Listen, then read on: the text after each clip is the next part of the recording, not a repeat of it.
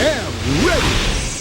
GMA Weather, serbisyong totoo ng GMA News.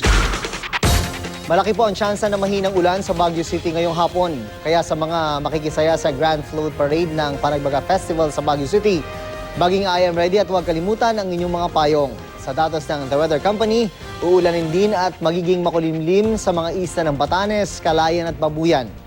Paliwanag ng Pag-asa dahil yan sa pag-iral ng mahinang hanging amihan na direktang nakakaapekto sa extreme northern Luzon. Sa Metro Manila, magiging maaliwalas ang panahon hanggang mamayang gabi at inaasahang magpapatuloy sa susunod na 5 araw. Maulap na papawirin naman ang asahan sa Bicol Region, Oriental Mindoro, Romblon at sa Eastern Visayas. Posible ang pulu-pulong ulan at thunderstorm sa hapon sa iba pang bahagi ng Visayas at sa Kalakang Mindanao, magiging mas maulap sa Caraga Region. Yan ang latest mula sa GMA Weather. Magplano para sigurado.